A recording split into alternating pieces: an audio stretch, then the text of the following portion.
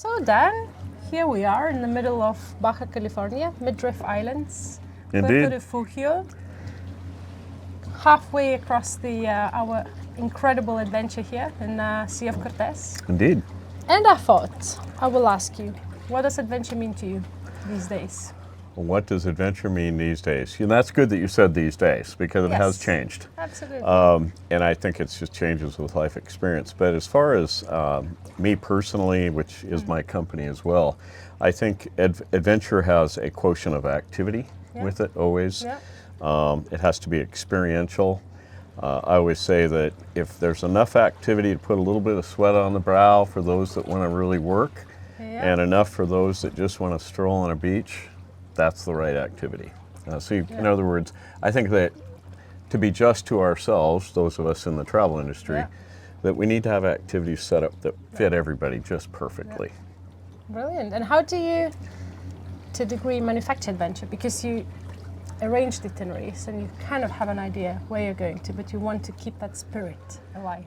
Well, and that's a good point, because not every destination works. When we first went to Hawaii, for example, we knew we could do the waters, we knew we could see beautiful things, but because some of the islands are fairly populated, we didn't know until we really dug in deep that we could actually provide an adventure product.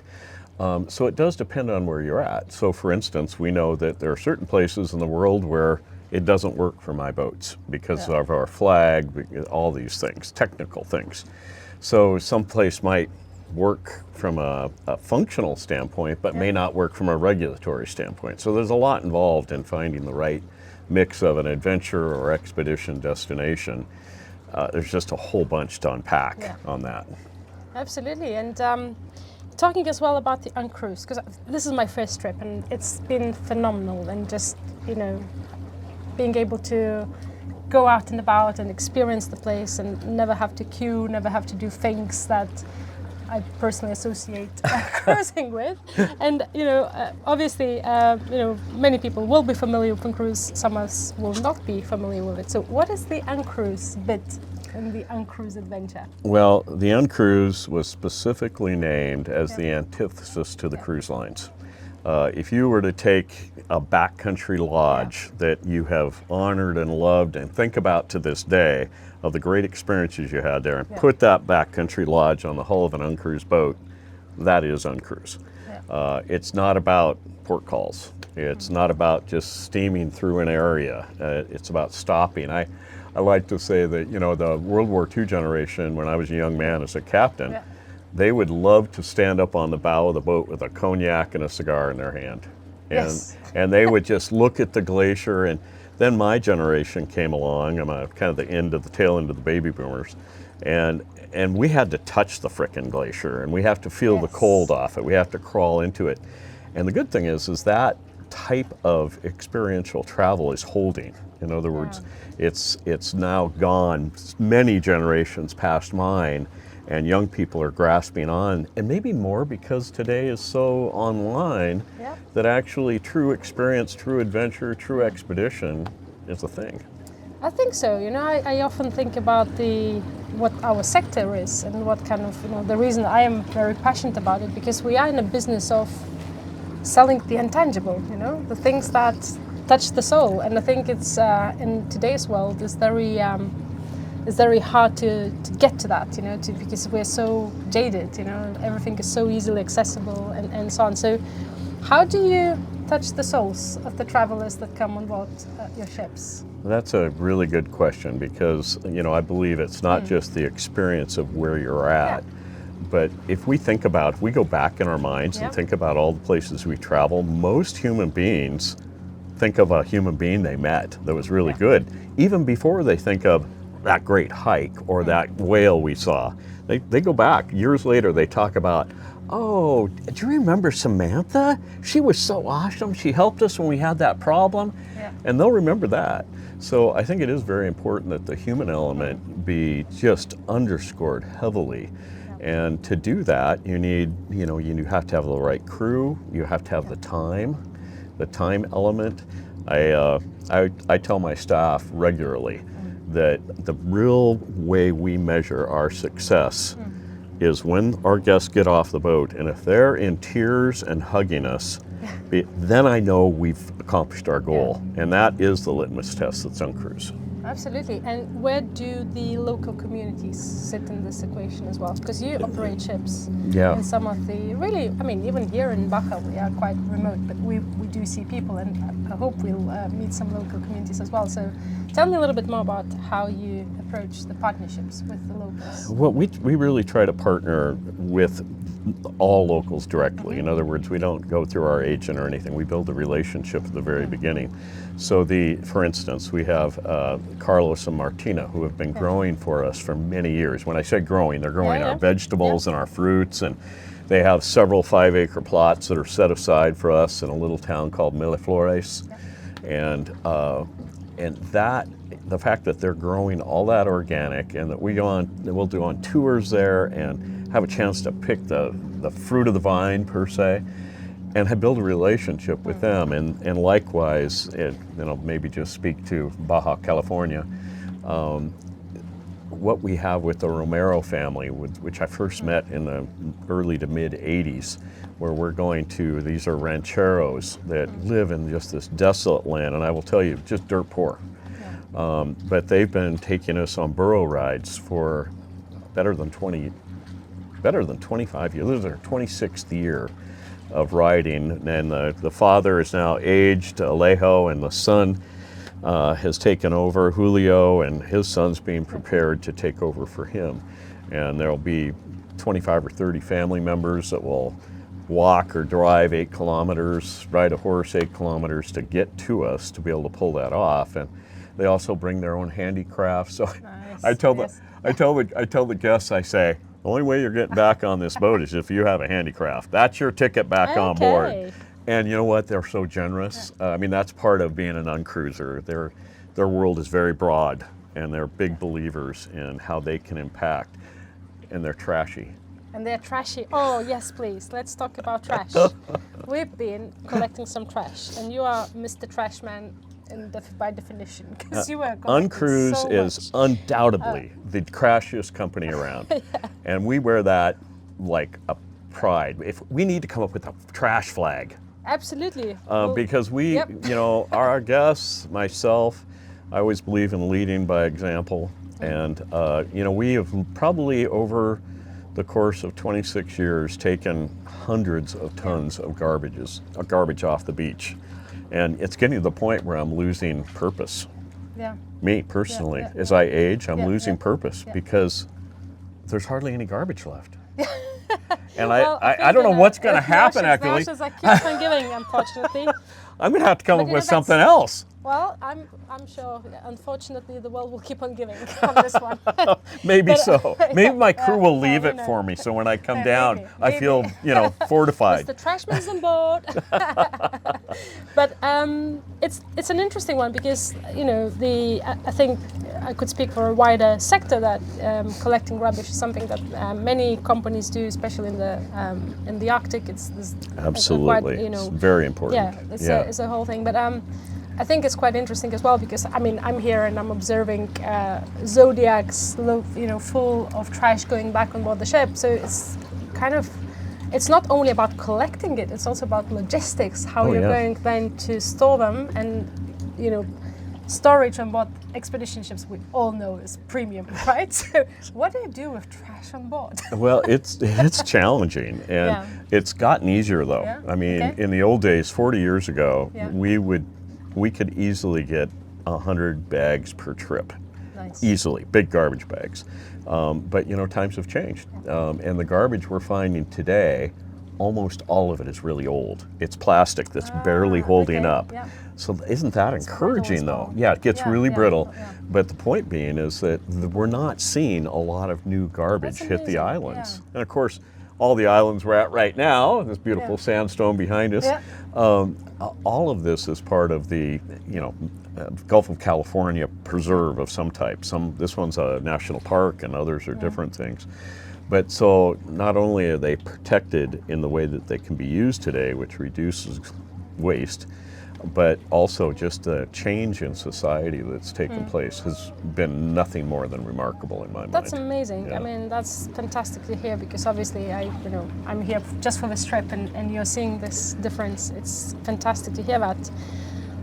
There was something else I wanted to touch on, because yesterday I was up early in the morning and overheard Jen talking about the local produce and the incredible pride in her voice about how UnCruise Adventures is working for locals, not only on the level where we will go and have this fantastic Buddha ride, but actually it's also about the food we're having on board the ship, and how important it is for you to make sure that the produce that we have is actually from the local communities. Tell me a bit more about that. Well, yeah, as I alluded to earlier, Martina and Carlos Yes. are our farmers here in Baja, but we have the same thing in Hawaii, we have the same thing in Costa Rica. And this isn't like going through a middleman. This is direct from the farmer. There's no greenwashing here. This is the farmer coming down in their pickup, and they've got the big milk cartons filled with oranges, filled with vegetables, and we literally load them on the skiff and fill the skiff up, 4 stories high with fruits and vegetables, and take them out to the boat. And the same's true with the fish that we receive. The fish that we receive down here is all caught by pangas. They're very small vessels, family businesses, and they work within cooperatives that they own together to then turn that fish over to the cooperative that gets it to us. And it's a wonderful way. So down here, all our seafood and all our vegetables, and there's hardly anything we get from the States except for the probably IPAs. canned soda. Well, the IPAs, Baja California, we do are get some, fantastic. yeah. I keep on sampling them every day, and I can't get enough. Well, even the Sonoran wines. Are absolutely. really I good. paid attention yesterday. Yes. Yeah. Absolutely. And the same's true, like, Alaska obviously doesn't have the same capabilities that other places do. Yeah. But in Alaska, all our seafood, we even have in Juneau today, we have one of those stacked indoor farms, and we get all our garnishes, and this summer they think we're gonna actually have full salad, heads of cabbage and all this kind of stuff that are gonna be available at the stacked farm in downtown Juneau, where there is no, That's insane. typical farm. Yeah. That's another, great example of how hopefully technology, our world is all sorts of different things, but seeing that technology being used and hopefully adapted in places where you could not grow things, and now you can. That gives a lot of hope. Well, and we talk about our impact on the world. If we can grow locally, that means it doesn't have to be freighted up. And it doesn't have to go on an airplane or a freighter or whatever. And all those things are impactful. And as travelers, I think that's our ultimate responsibility, is to make sure our fingerprint is very small wherever we go.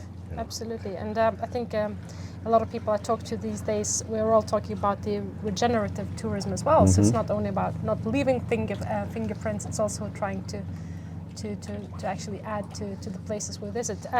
Talking about the places we visit, you visit, what is keeping you very excited for the future of UnCruise? Well, we've got so much going on. We moved into the Aleutians this last year, Aleutian Islands, which is a huge sold out 2 years ahead, and we're going to be putting a larger boat there in 2028. So that's good. We're expanding our Hawaii operations from 7 to either 10 or 15 days, which we're very excited about. We get to go back to Costa Rica, but in a new way. So we traditionally have operated in Costa Rica and Panama for a decade or more, probably 2 decades.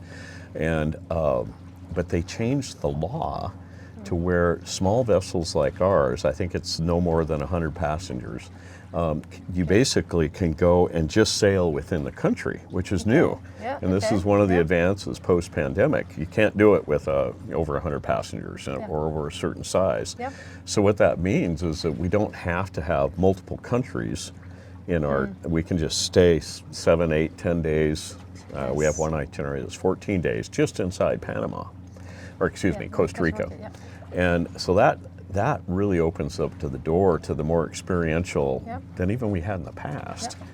Then we're going back to Panama in the same fashion. There was a lot of concern in the past that was real about you know, the loss of water in the canal, and they've found more water. They've got rain happening again, so they can give us a schedule. And get this, for the operators out there, it got to the point at one time where we were going to have to pay $50,000 per crossing just for our that little boat right out here.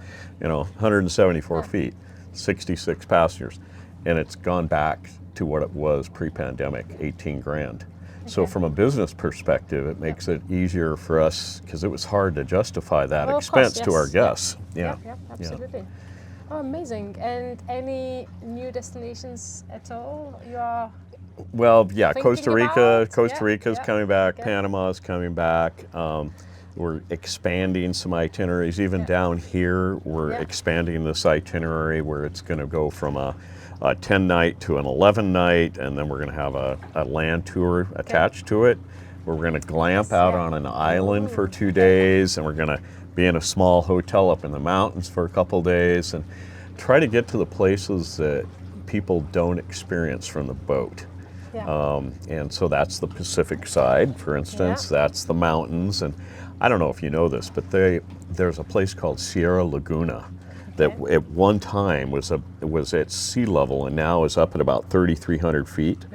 And there, even here in this dry, arid place, there are pine trees up there, and there are rivers big enough to swim in. Humans can swim in them. And it's just so counterintuitive. You just would never imagine. Wow, amazing. So those are just the few. And then we've got some longer term goals, you know. That gets a little more sketchy. You know, I mean, there's what we have that's going to be marketed, either it already is, or those things that they're going to be marketed very shortly. But then we're still working on the Galapagos in a little bit different fashion than we have right now. And I'm kind of working with a partner company for some stuff perhaps down in all around Terra Australis and all this kind of, Terra del Fuego and all this kind of thing. So that would be amazing, because I think I could see UnCruise adventures. Yeah, we fit well there. In that kind of environment. Because like I said, there's some places that really work well, and there's others, like we always use the litmus test of Alaska. If we can't touch the land and the people in a way that's active, experiential, involves wildlife and sea life, it's not a good destination for us. So for instance, we used to run up the California wine country a long time ago. Great destination, but it's hard to call that an active adventure, right? And so we pulled that when we rejigged our brand. It's an interesting one, because I think, especially the last 5 years, the sector has seen such a huge change. And so it has become so much more fluid, what people call expedition or adventure, and sort of, and the luxury to adventure continuum and destinations as well. And, I recall our chat, this question, like, is there any place that you could not do expedition? And all of us agreeing that expedition could be anywhere. But anyway, let's leave that conversation for another time, because we're sitting here for a century. But that's okay. Maybe half a century. Half a century. One thing, the last thing I probably wanted to ask you, because of course, Expedition Cruise Network, we are a B2B organization that connect fantastic companies like UnCruise Adventures to travel advisors to help them understand the amazing places you go to and what sets you apart from everyone else. So what is the heart and soul of UnCruise Adventures in five words? 5 minutes? I would say heartfelt experiences mixed with activity. That's for UnCruise, we have to be active. We're the kind, we have ants in our pants. We got to keep moving. We're that kind of person. Brilliant. Well, thank you, Dan. Thank you. It was wonderful to chat. It's been lovely. Can't wait to be back in London. Yes, I can't wait to come back. Thanks.